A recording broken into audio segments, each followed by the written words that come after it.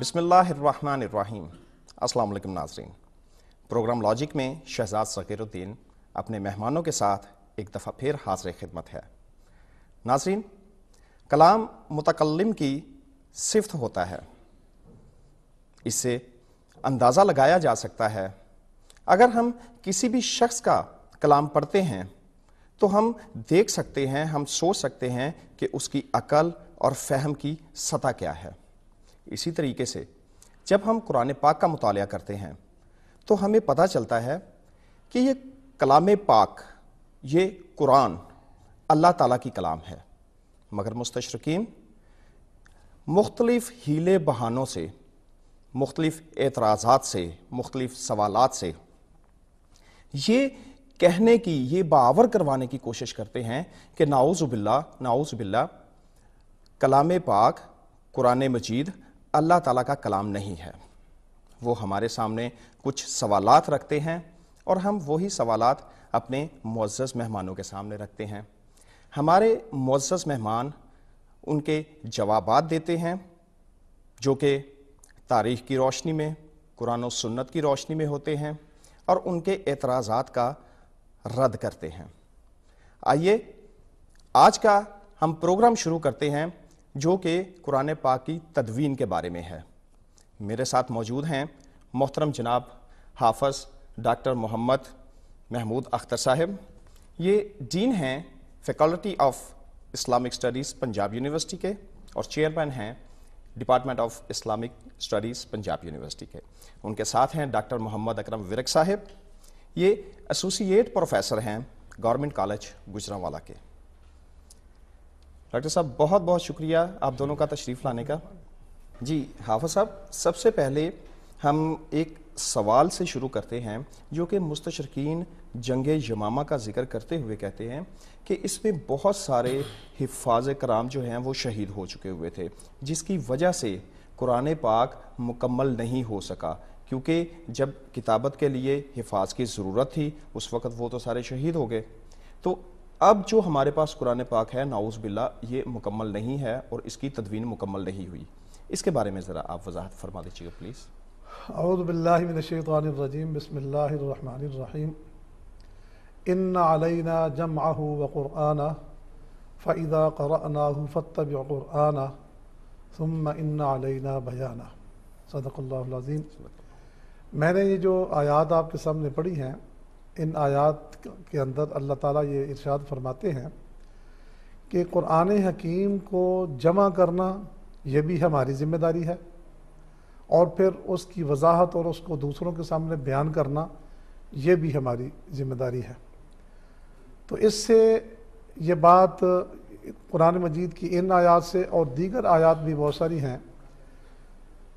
مسلمان کے لیے ان آیات کی روشنی میں یہ سمجھنا بالکل مشکل نہیں ہے کہ جس چیز کی حفاظت، جس کتاب کی حفاظت اللہ تعالیٰ نے اپنے ذمہ لے لی، پھر اس کے اندر کسی طرح کی گڑبڑ کا کوئی امکان نہیں ہے۔ میں یہاں یہ بھی عرض کرتا چلوں کہ قرآن مجید دنیا کی واحد کتاب ہے جس نے یہ دعویٰ کیا ہے کہ میں محفوظ ہوں، اور واحد کتاب ہے جس کی حفاظت کی ذمہ داری اللہ نے لی ہے۔ کسی کتاب کی اس کے علاوہ یہ امتیاز کسی کتاب کو حاصل نہیں ہے۔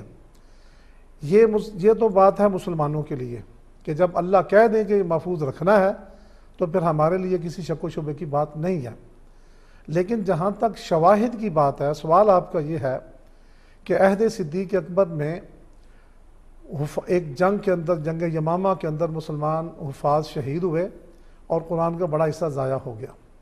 میں اس کو ذرا تھوڑا سا پیچھے سے لوں کہ عہد نبوی کے اندر قرآن مجید جو ہے اس محتاط انداز سے اور اس مؤثر انداز سے جمع کیا گیا کہ اس میں ہمارے پاس کسی شک و شبے کی گنجائش نہیں رہتی۔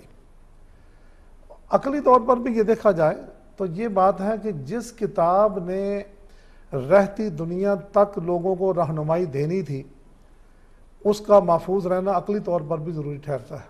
اللہ نے اس کو ضرور ٹھیک حالت میں رکھا ہے۔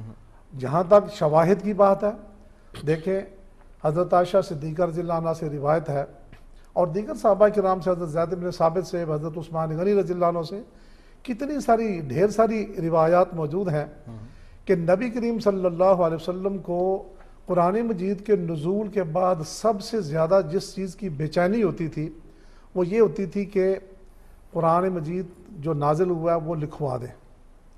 صحابہ کی ایک مجلس، یعنی آپ صلی اللہ علیہ وسلم کی مجلس میں صحابہ ہر وقت موجود رہتے تھے، اور ہر مجلس کے اندر کوئی نہ کوئی کاتب وحی ہوتا تھا.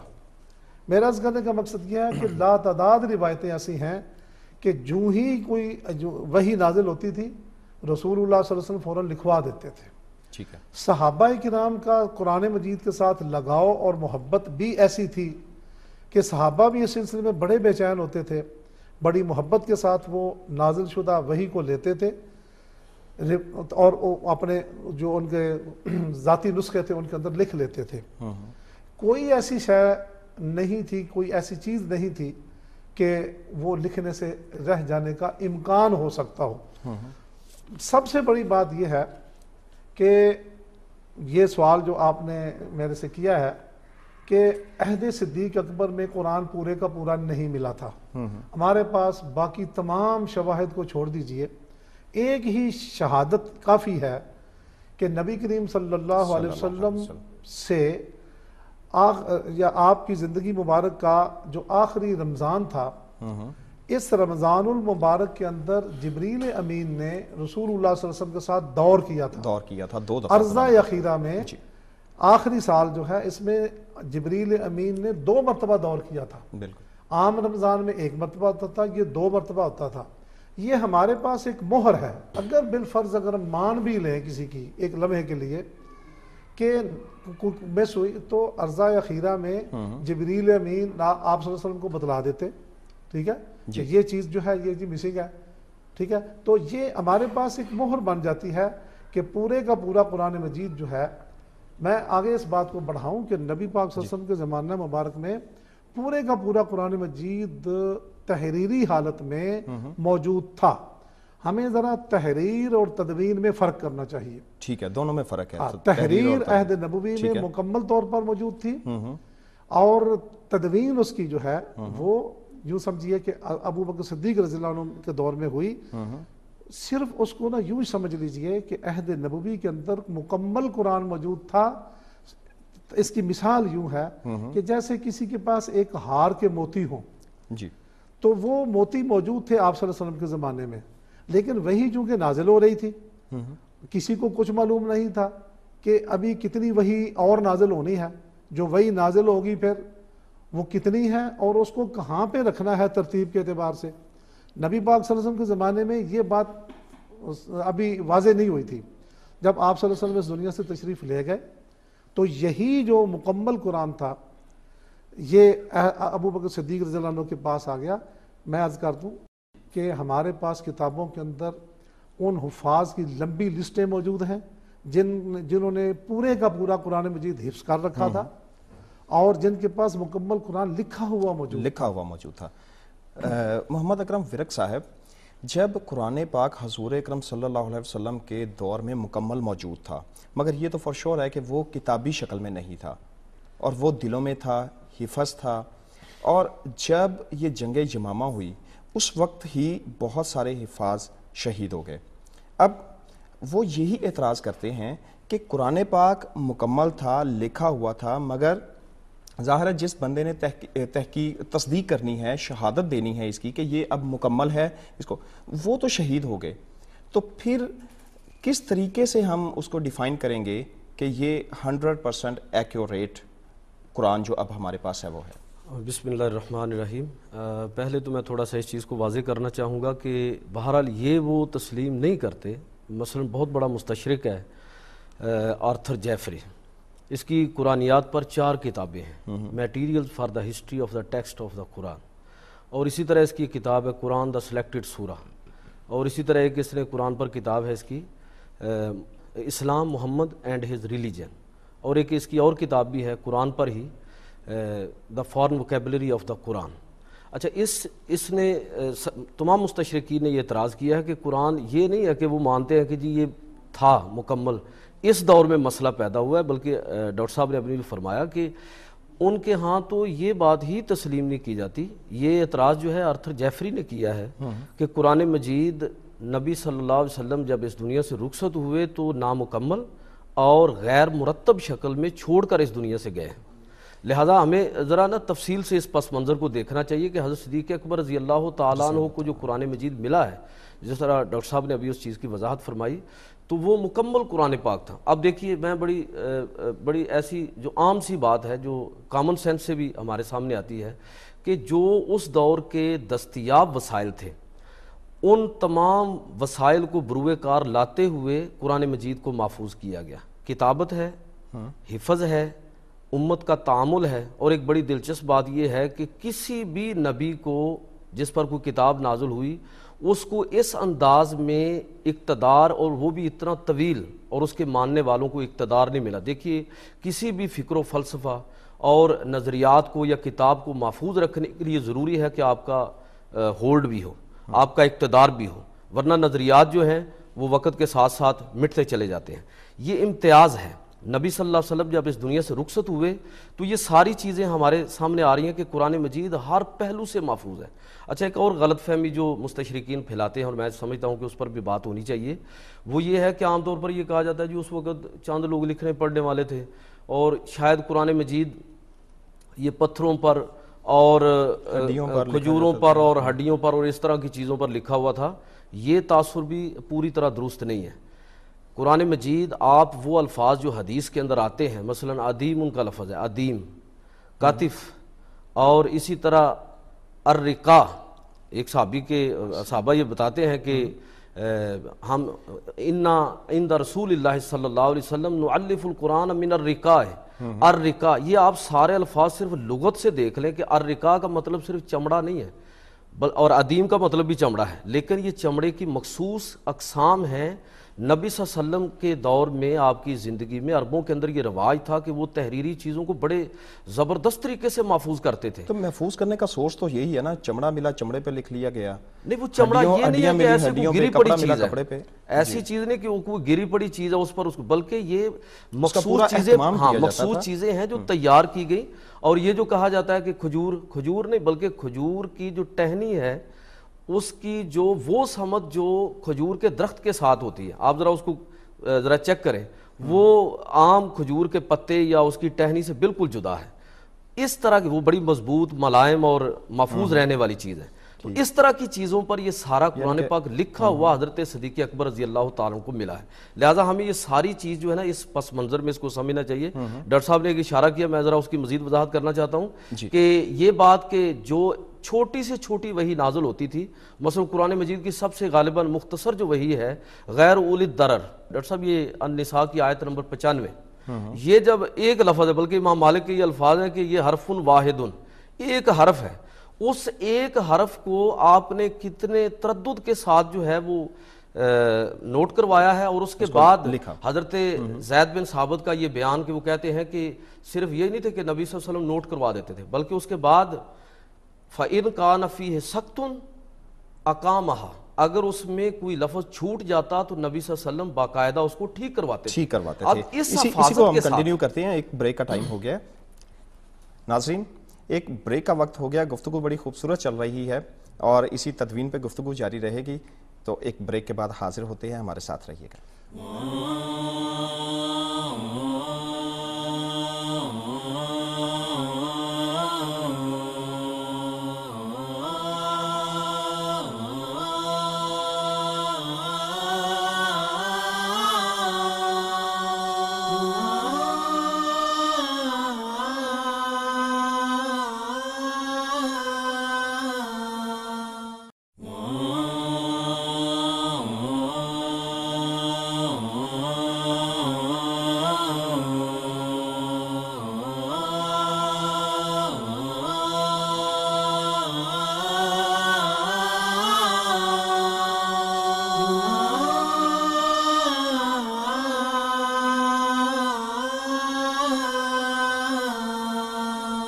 ویلکم بیک ناظرین.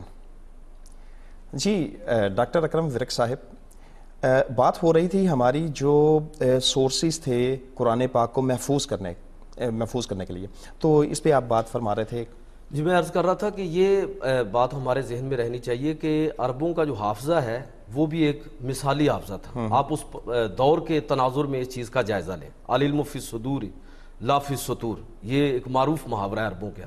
اچھا پھر دوسری بات یہ ہے کہ لکھنے کے حوالے سے یہ جو ہمارے ہاں عام طور پر غلط فہمی پائی جاتی ہے کہ اس وقت شاید بڑے تھوڑے لوگ تھے لکھنے پڑھنے والے، اور یہ چیز اتنا جتنا ہم مبالغہ سنتے ہیں اتنا معاملہ تھا نہیں. بلکہ آپ دیکھیں کہ لکھنے کے حوالے سے، لکھنے کے سامان کے حوالے سے، اور اس سارے قرآن مجید کا یہ جو حفاظت کا یہ پروسیس ہے، وہ آپ دیکھیں کہ یہ بڑا مشہور واقعہ حضرت عمر رضی اللہ تعالیٰ کے قبول اسلام کا اپنی بہن فاطمہ بنت خطاب کے گھر. تو آپ دیکھیں کہ بالکل ایسا کروشل دور ہے مکی دور کہ جس میں شاید قرآن مجید کی جمع تدوین اور اس کا لکھنا اور اس کی اشاعت اتنی آسان نہیں تھی. لیکن آپ دیکھیں کہ اس سے آپ اندازہ کریں کہ ایک خاتون کے پاس بھی سورہ طٰہٰ لکھی ہوئی موجود ہے، اور بعض روایات کو ساتھ ملایا جائے تو صرف سورہ طٰہٰ نہیں بلکہ اور بھی بہت ساری صورتیں ان کے پاس موجود تھیں. اچھا اس کا مطلب یہ ہے، اچھا سفر ہجرت میں آپ دیکھیں کہ نبی صلی اللہ علیہ وسلم اتنا سخت یہ محاصرے سے نکلے ہیں اور اس حالت میں نکلے ہیں کہ آپ کے پاس قلم بھی موجود ہے، دعات بھی موجود ہے، اور وثیقہ لکھنے کے لیے جو بھی اس دور میں کاغذ یا وہ چمڑے کا ایک ٹکڑا وہ بھی موجود ہے. حالانکہ سفر ہجرت اتنا سخت ہے. تو یہ لکھنے اور پڑھنے کا پورا اہتمام ہے، یہ اصل میں خام اور حفظ کروانے کا بھی ہے. جی ڈاکٹر صاحب آپ کچھ فرمانا چاہ رہے تھے؟ ایک بات نا بڑی بنیادی ہے، وہ ہمیں ذہن میں رکھنی چاہیے حفاظت قرآن اور تدوین قرآن کے حوالے سے. اصل میں بات یہ ہے کہ اہل مغرب جو ہے نا وہ اپنے پر ہمیں بھی قیاس کرتے ہیں کہ جو ان کی کتاب کے ساتھ بیتی یا جو ان کے ساتھ حالات ہوئے وہ سمجھتے ہیں کہ شاید ان کے ساتھ بھی وہی حالات ہیں. ان کی کتاب کی لینگویج کس زبان میں نازل ہوئی، پھر کبھی بھی ایک شکل میں، یعنی وہ کتاب کئی مرتبہ ضائع ہوئی، پھر ان کو نئے سرے سے اکٹھی کرنی پڑی.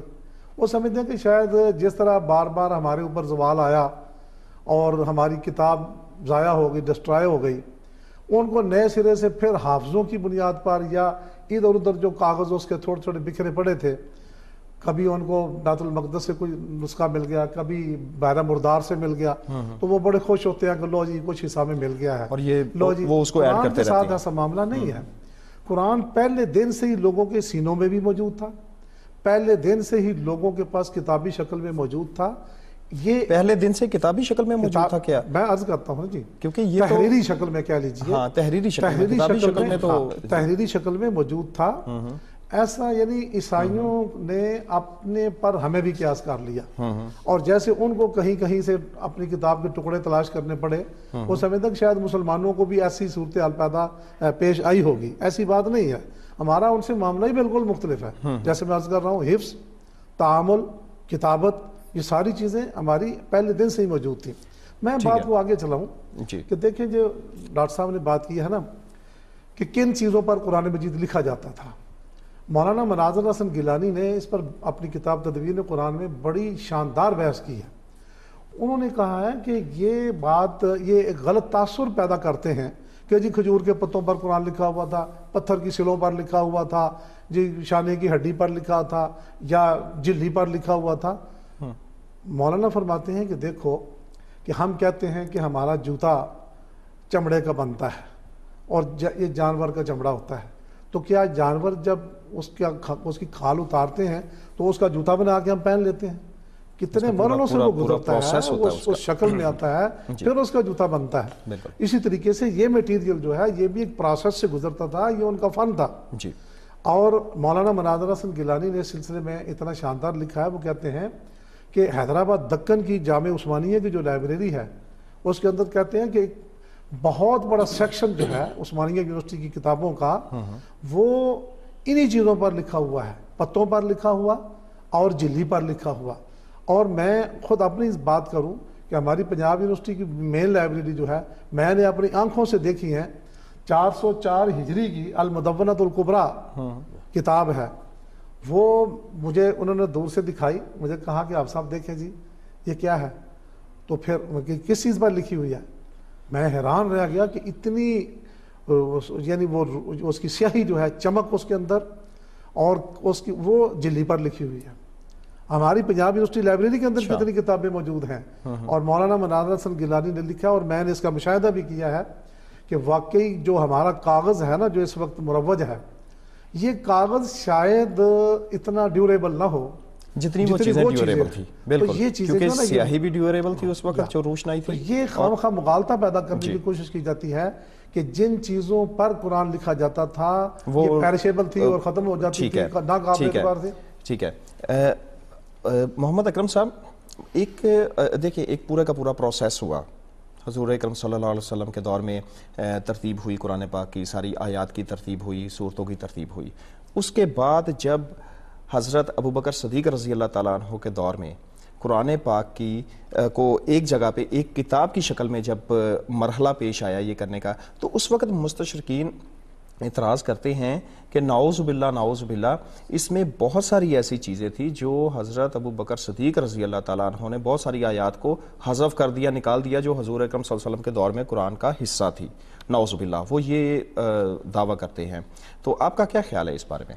دیکھیں جی، اس حوالے سے ان کی بنیاد جن روایات پر ہے، ہمیں میرا خیال ہے یہ بات تسلیم کرنی چاہیے کہ وہ روایات بالکل درست ہیں، لیکن جن میں قرآن کے علاوہ بعض آیات کے حوالے سے کچھ اشارے ملتے ہیں.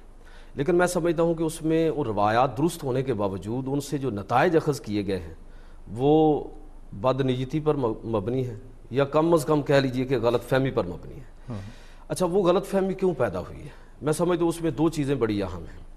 ایک تو آپ مثلاً یہ رجم کے حوالے سے ایک آیت کا حوالہ دیا جاتا ہے، اسی طرح صحیح مسلم کی روایت لو کان لابن آدم وادیان، یہ روایت بطور آیت کے اس کا حوالہ دیا جاتا ہے، حدیث رضات کا حوالہ دیا جاتا ہے، اور بعض دیگر ایسی آیات جن کو بطور آیت کے ہمارے ہاں سمجھا جاتا ہے اور لکھا بھی جاتا ہے. اچھا، اب ان احادیث کا آپ متن پڑھیں، یہ ایک نقطہ نظر ہے جو میں عرض کر رہا ہوں، ورنہ اس کے علاوہ بھی دیگر نقطہ نظر بھی ہیں ان روایات کی توجیہ میں. اچھا، ان احادیث کو آپ پڑھیں، اس میں کچھ الفاظ ایسے استعمال ہوئے ہیں جس کی وجہ سے یہ غلط فہمی پیدا ہوئی ہے. میں سمجھتا ہوں کہ اس کی اگر صحیح اس کو کلیئر کر لیا جائے تو یہ غلط فہمی دور ہو سکتی ہے. اصل میں ایسا ہے کہ ان روایات میں مثلا یہ الفاظ آپ کو ملیں گے رجم کے حوالے سے. حضرت عمر رضی اللہ تعالیٰ کے اس حدیث کے آخر میں یہ الفاظ ہیں کہ الرجم فی کتاب اللہ حق، اور یہ الفاظ بھی ہیں فإنا قد قرأناہا. اچھا، یہ جو حدیثیں میں نے عرض کی ہیں، ان حدیثوں میں جو الفاظ استعمال ہوئے، کتاب اللہ کا لفظ استعمال ہوا ہے، انا قد قرأناہا، قرأنا کا جو لفظ ہے، اسی طرح انزل اللہ، یہ اس طرح کے الفاظ سے جو تاثر پیدا ہوا وہ یہ تھا کہ یہ احادیث جن کے اندر جن کا میں نے ذکر کیا، اس میں جو چیزیں آئی ہیں شاید یہ بھی قرآن پاک کی آیات کے طور پر نازل ہوئی تھیں جو بعد میں قرآن مجید میں ایڈ نہیں کی گئی. جی بالکل، یہ تو فور شور ہے نا کہ حضور اکرم صلی اللہ علیہ وسلم نے اپنے صحابہ کرام رضوان اللہ تعالیٰ اجمعین کو یہ آرڈر کیا ہوا تھا کہ آپ نے میرے جو قرآن نازل ہو رہا ہے اس کے علاوہ کوئی چیز نہیں لکھنی. تو پھر یہ شبہ یا شک کس طریقے سے پیدا ہو سکتا؟ میں سمجھتا ہوں یہ سوال جو ہے اصل میں یہ اس کے اندر جواب ہے کہ ان احادیث کو قرآن کے اندر جن کو آپ آیات کہہ رہے ہیں مستشرقین، یہ نہ لکھا جانا اس چیز کی دلیل ہے کہ یہ آیات تھی نہیں تھی. اچھا، اب جو اشکال پیدا ہوا ہے وہ ان الفاظ کی وجہ سے ہوا ہے. انزل اللہ کے الفاظ ہیں اور اسی طرح قرأنا کے الفاظ ہیں، اسی طرح کتاب اللہ کے.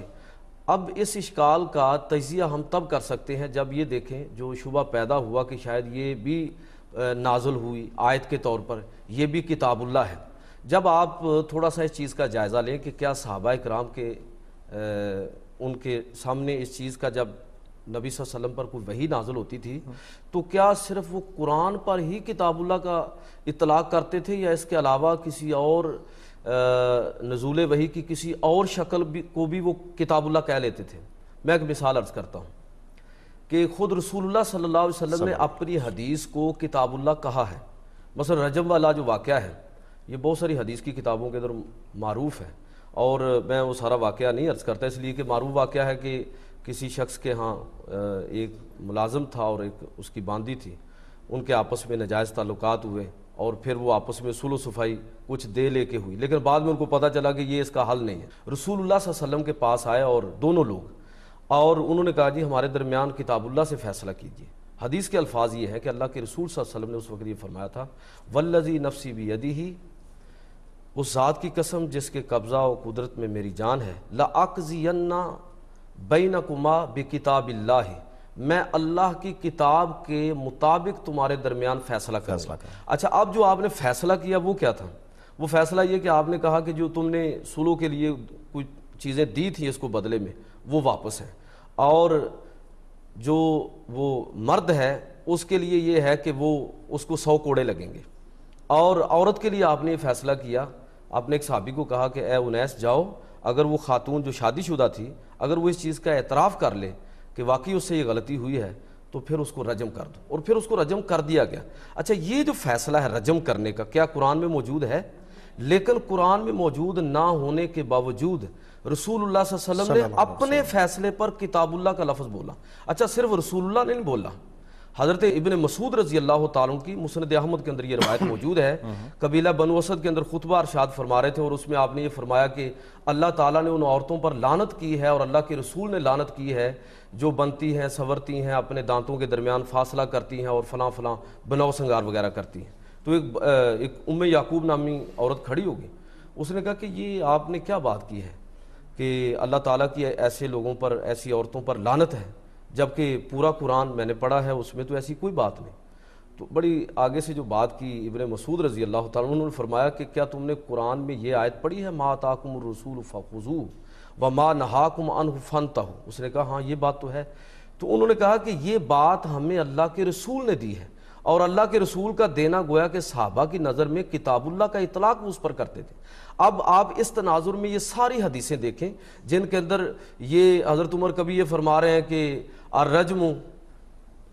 رجم جو ہے یہ حق ہے اور کتاب اللہ کے مطابق ہے، اللہ کی کتاب کے مطابق یہ حق ہے، یہ ثابت ہے، تو گویا کہ وہ حدیث پر بھی کتاب اللہ کا اطلاق کر دیتے تھے، حدیث پر بھی ہاں کتاب جی۔ اللہ کا اس لیے یہ غلط فہمی جو ہمارے درمیان مستشرقین نے کھڑی کی ہے کہ یہ جی یہ کتاب اللہ تھا، یہ کتاب اللہ کی آیات تھیں جو قرآن مجید میں شامل نہیں کی گئی، تو اصلاً ان حدیثوں کا پورا جائزہ لینے کی ضرورت ہے۔ یہ اسی طرح کی غلط فہمی ہے ڈاکٹر صاحب، جس طرح شان نزول کی روایتوں کے حوالے سے لوگوں نے ایک آیت کے 6 شان نزول جو ہے مفسرین نے بسا اوقات اس کو تسلیم کنٹینیو کریں گے۔ ایک بریک کا وقت ہو گیا ہے ناظرین، ایک بریک کا وقت ہو گیا ہے، اسی بات کو ہم کنٹینیو کریں گے اور میں ڈاکٹر صاحب سے بھی اسی بات کا جواب لوں گا، تو ایک بریک کے بعد حاضر ہوتے ہیں، ہمارے ساتھ رہیے گا۔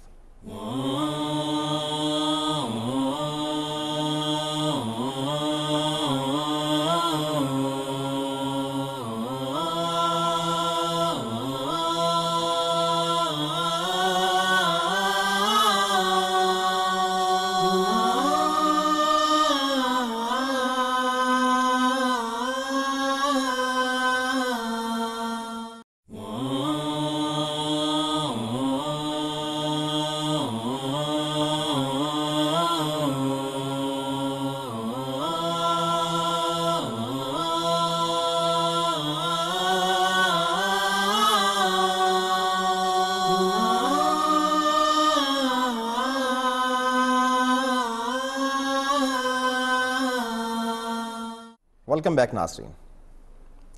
جی ڈاکٹر صاحب، بریک سے پہلے ہماری بات ہو رہی تھی کہ ان کو غلط فہمی ہے بہت زیادہ، آپ کس نظر سے اس غلط فہمی کو دیکھتی ہیں کہ ان کو غلط فہمی کیوں پیدا ہوئی ہے؟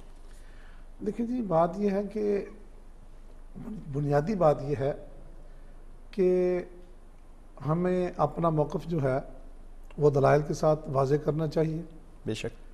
اور میں سمجھتا ہوں کہ مستشرقین چونکہ اعتراضات کرتے ہی اس لیے ہیں کہ غلط فہمیاں پیدا کی جائیں۔ ہم دیکھ رہے ہیں کہ اتنے جوابات، اتنے مؤثر اور اتنے مدلل جواب ان کو دیے جا چکے ہیں، لیکن چونکہ وہ چاہتے ہیں کہ ایک لوگوں کے ذہنوں کے اندر ابہام ہمیشہ پیدا کرتے رہیں، تو ان جوابات جتنے ہم نے جوابات دیے ہیں اب تک، ان کی اگر وہ سمجھنے کے لیے اعتراض کر رہے ہوتے ہیں نا تو اب تک جوابات بڑے آ چکے ہیں، لیکن انہوں نے جب سمجھنا ہی نہیں ہے تو اس سلسلے میں کم از کم یہ ہے کہ دلائل کی حد تک ہمیں بالکل صورتحال واضح کر دینی چاہیے۔ ان کے اعتراض جو ہیں دیکھیں وہ ان کا میں سمجھتا ہوں کہ وہ کبھی بھی رکیں گے نہیں۔ میں عرض کروں گا کہ یہ بات کہ حضرت ابوبکر صدیق رضی اللہ عنہ نے قرآن مجید میں سے کچھ چیزیں نکال دیں یا کچھ چیزیں ایڈ کر دیں، اس وقت کے معاشرے کو اگر ہم سامنے رکھیں تو مسلمانوں کی حالت تو یہ ہے کہ گزشتہ پروگراموں کے اندر بھی یہ بات ہم نے کی کہ مسلمانوں کا معاشرہ جو ہے وہ ایسا نہیں تھا۔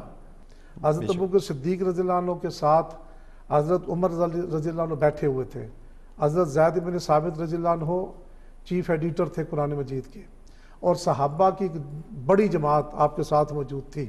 اس صورت میں یعنی یہ امکان ہی نہیں اس چیز کا کہ کوئی چیز مس ہو گئی ہو یا کوئی ایڈ کر دی گئی ہو۔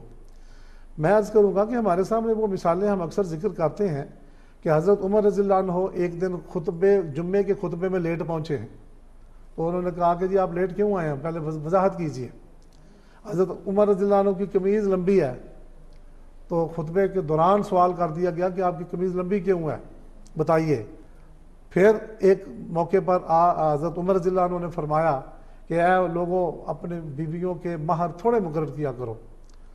تو ایک بوڑھی عورت کھڑی ہو گئی، اس نے کہا کہ عمر تم کون ہوتے ہو ہمیں روکنے والے، ہمارا حق مارنے والے، کہ جب اللہ نے قرآن مجید کے اندر کہا ہے کہ اگر مہر ڈھیر بار بھی تم نے دیا ہو تو تم اس میں سے کوئی واپس نہیں لے سکتے۔ یعنی وہ صحابہ کا معاشرہ جو ہے اس میں قرآن جیسی آیت، قرآن جیسی کوئی چیز جو ہے اس میں کمی بیشی کر دی گئی، یہ واقعاتی طور پر ناممکن ہے چیز، یہ قابل فہمی بات نہیں ہے کہ ایسا ہوا ہوگا۔ پھر دوسری بات جو میں نے پہلے عرض کر دی ہے اس کو ترتیب بار یوں رکھیں کہ حضرت ابوبکر صدیق وہ اکیلے نہیں تھے، ان کے ساتھ پوری ٹیم تھی، اور پھر حضرت ابوبکر صدیق کا مفاد کیا تھا، وہ قرآن سے کچھ چیز نکالنے کرنے کا مفاد کیا تھا، کوئی مفاد نہیں تھا، کوئی نہیں تھا، بالکل۔ اچھا میں کہتا ہوں کہ جی کہ بات یہ آگے چل کر یہ بات آتی ہے کہ جنگ یمامہ کا ہم نے شروع میں ذکر کیا ہے۔ دیکھیے جنگ یمامہ جو ہے یہ حضرت ابوبکر صدیق رضی اللہ عنہ کے زمانے میں لڑی گئی، کہا جاتا ہے کہ اس کے اندر 700 صحابہ شہید ہوئے اور ان میں 70 صحابہ حافظ قرآن تھے، ٹھیک ہے۔ اس وقت کی ساری سوسائٹی جو ہے وہ حافظوں پر مشتمل تھی کم و بیش۔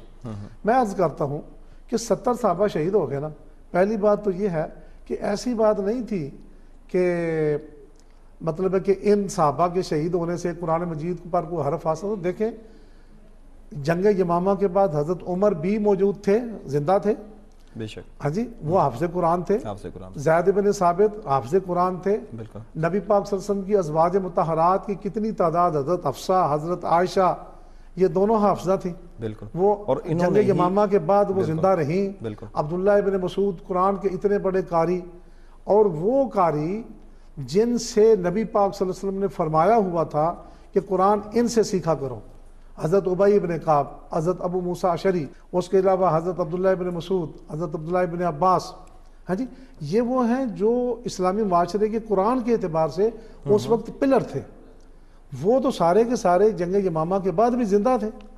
تو اس کا مطلب یہ ہے کہ جنگ یمامہ میں شہید ہونے والے لوگوں کی وجہ سے قرآن مجید کی ایک زبر زیر جو ہے اس کے اندر بھی تبدیلی نہیں آئی۔ اس لیے یہ بات ذہن میں رکھنی چاہیے کہ، اور دیکھیں کہ بہت ساری باتیں اس میں کی جا سکتی ہیں کہ جنگ یمامہ کے اندر جو صحابہ شہید ہوئے ہیں ان میں ٹھیک ہے بڑے بڑے، لیکن ان کے بعد بھی اتنے صحابہ جب موجود ہیں تو قرآن مجید کی صحت پر کوئی فرق نہیں پڑتا۔ بالکل جی ٹھیک ہے، قرآن پاک کی صحت پر کوئی اثر نہیں پڑتا۔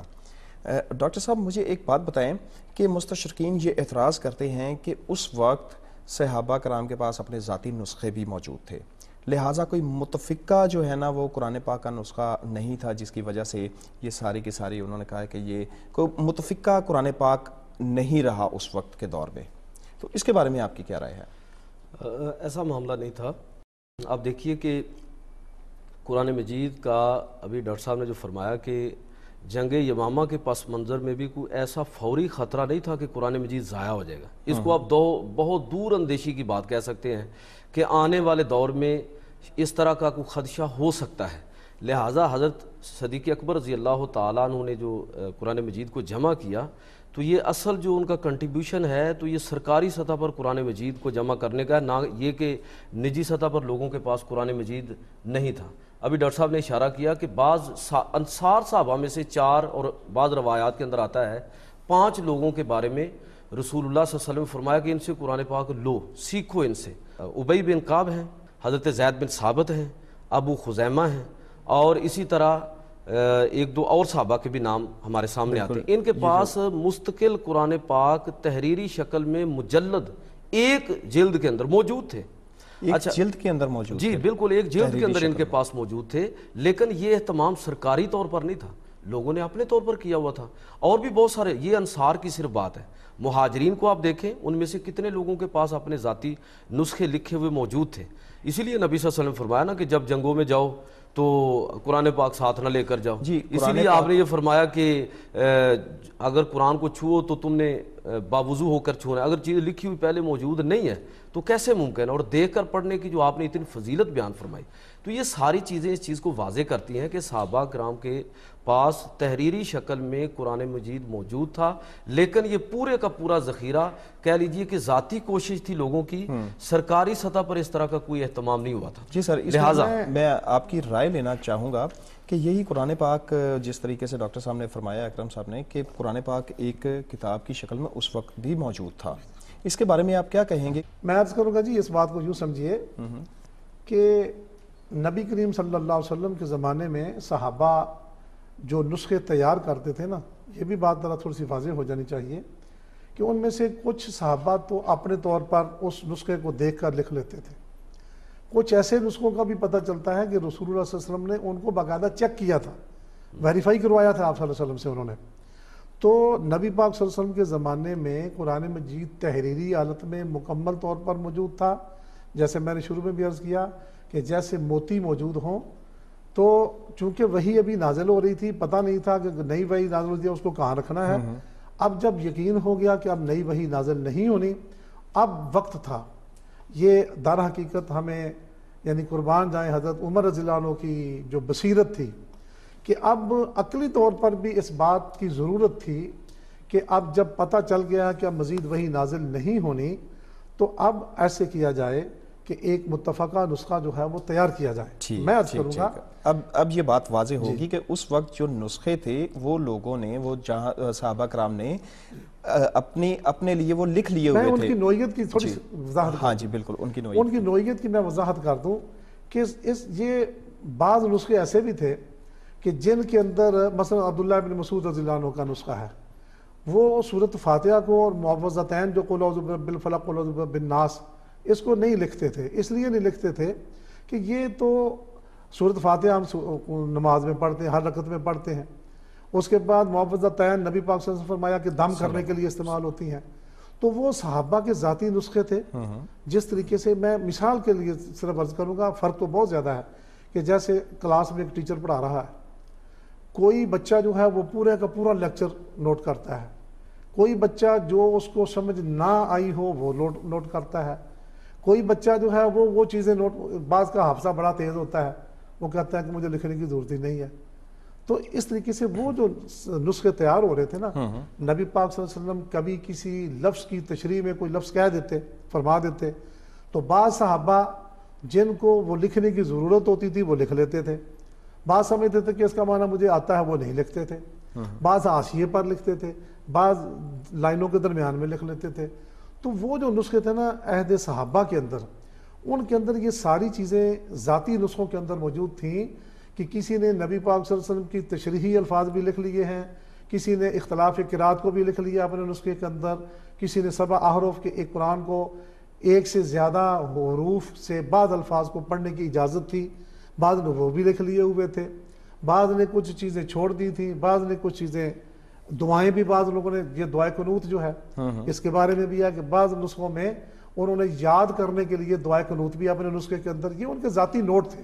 تو اب ضرورت تھی اس بات کی کہ ایک پیوریفائڈ جو اصل نسخہ جو متن نبی پاک صلی اللہ علیہ وسلم نے عرضہ اخیرہ میں جبریل سے دور کیا ہے، وہ ایگزیکٹ ٹیکسٹ جو ہے وہ ایک کتابی شکل میں رکھ دیا جائے۔ اور وہ دیکھیں، وہ اس نسخے کی تیاری میں بھی حضرت عمر حافظ قرآن تھے، وہ خود بیٹھ کے لکھ کے کہتے چلو جی یہ میں نے بنایا ہے۔ حضرت ابوبکر صدیق کر لیتے، حضرت زید بن ثابت کر لیتے اور کہتے زید بن ثابت کو چلو جی ایک نسخہ بناؤ، بالکل نہیں، انہوں نے اکیلے بلکہ ان نہیں کے کیا، پاس ذاتی مگر نسخہ انہوں تھا۔ نے کمیٹی بنائی ہے پوری کی ذاتی پوری۔ نسخہ موجود تھا۔ اب مقصد یہ تھا کہ اعلان عام کیا گیا تاکہ سارے لوگوں کی شیئرنگ اس کے اندر ہو جائے، لوگوں کو پتہ چل جائے کہ اب ایک متفقہ نسخہ جو ہے اصل متن وہ یہ ہے، سب لوگوں کو شامل کیا، ہاں جی، اور ہر بندہ جو آیت لے کے آتا تھا کہ میرے پاس یہ لکھی ہوئی موجود ہے، وہ دو دو گواہیاں پیش کرتا تھا کہ میں نے نبی پاک صلی اللہ علیہ وسلم کے سامنے لکھ کر اس کو آپ سے ویریفائی کروایا تھا، ٹھیک ہے۔ تو وہ ویریفائڈ جو آیتیں آتی تھیں وہ آپ دیکھیں نا کہ سورہ یونس کی آخری آیت ہے وہ، تو وہ مسنگ تھی اور صحابہ انتظار میں بیٹھے ہوئے ہیں کہ ایک آیت رہتی ہے۔ اگر ایسی بات ہوتی تو پھر ان کو انتظار کرنے کی ضرورت ہی نہیں تھی، سب کو پتا تھا کہ ایک رہتی ہے، لیکن وہ دو گواہیوں والی بات جو ہے نا وہ پوری نہیں ہو رہی تھی۔ تو حضرت ابو خزیمہ رضی اللہ عنہ تشریف لائے ہیں تو وہ گواہیاں پیش کی گئیں، یعنی اگر آیت مسنگ کی بات ہوتی تو پھر لوگ انتظار میں نہ بیٹھتے، بالکل ٹھیک، ان کو پتا تھا کہ ایک آیت مسنگ ہے۔ ٹھیک ہے، یعنی کہ کتابی شکل میں بھی دینے کے لیے تمام حفاظ کرام کی گواہیاں، شہادتیں بھی دی، پوری امت کی گواہی، امت کو شامل کیا گیا تاکہ اعلان عام ہو جائے، سب کو پتہ چل جائے کہ اس میں سارے صحابہ، اور سب سے بڑی بات یہ ہے کہ کسی ایک صحابی نے بھی حضرت ابو بکر صدیق رضی اللہ عنہ نے جو نسخہ تیار کیا تھا اس پر اعتراض نہیں کیا کہ یہ چیز مسنگ ہے۔ میں نے جیسے شروع میں عرض کیا ہے کہ کیا صحابہ کے معاشرے میں اس بات کا امکان تھا کہ قرآن میں سے ادری بدری ہو جائے اور کوئی چپ بیٹھے رہے سارے؟ ایسا ہو ہی نہیں سکتا تھا، کسی نے اس پر کوئی اعتراض نہیں کیا۔